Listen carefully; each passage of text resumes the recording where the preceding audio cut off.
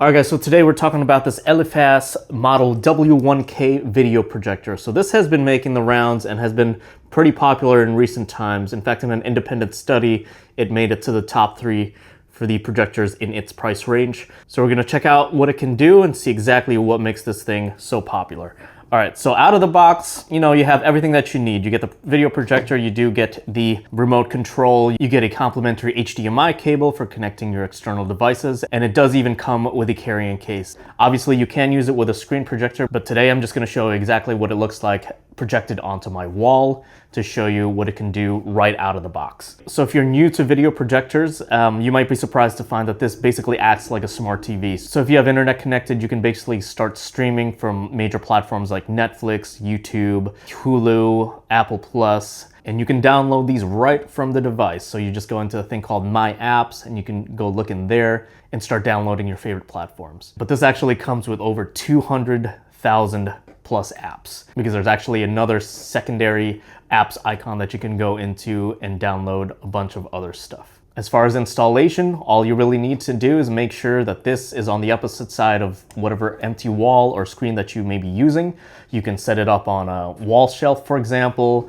If you have a ceiling mount, you can place it on there, obviously, but you can actually even place it on a tripod, because on the bottom there, you can just screw it in on, say, a camera mount tripod. There's a nice little thing here that's going to allow you to angle it up and down. You just twist this knob and adjust it that way as well. But speaking of adjustments, so that's actually one of the key features that comes with this guy and what makes it so useful and so convenient. When you first turn it on, it's actually going to autofocus itself, and it also has the ability to correct keystones. So basically, keystoning is where the screen is angled in a certain way that it's not completely square or completely rectangular. This will actually sense that angle and correct it itself. With that said, you can autofocus manually if you'd like. You can even correct the keystone manually. And what's cool about correcting the keystone manually is that you can literally move the screen, because it lets you adjust all 4 corners. So you can even actually use that keystone correction to move the screen in case there's something blocking it.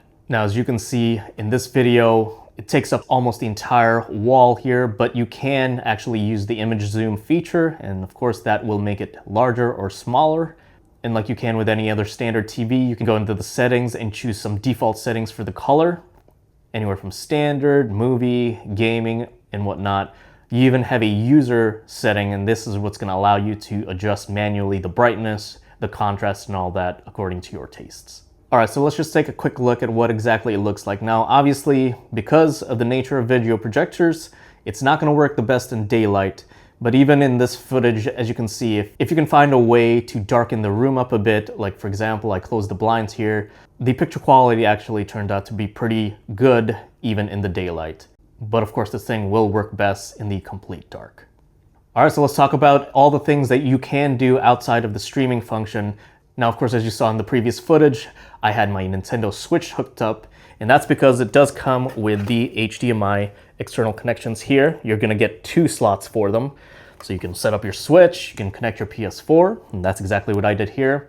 So you can completely use this for gaming if you're wanting a bigger screen, a more immersive experience. That's actually why I got this. I'm actually pretty competitive when it comes to first-person shooters, so I want to address, any lag fears that you may have. So as you can see in this footage, I'm doing pretty okay, and that's because there's really no lag that's noticeable with this guy. I believe the input lag milliseconds has been recorded at around 48, and 50 is where you kind of start to notice it. But as you can see in this footage, it didn't affect my gameplay at all. I was able to do pretty well without any noticeable lag at all. So for casual gaming, this thing will work just fine.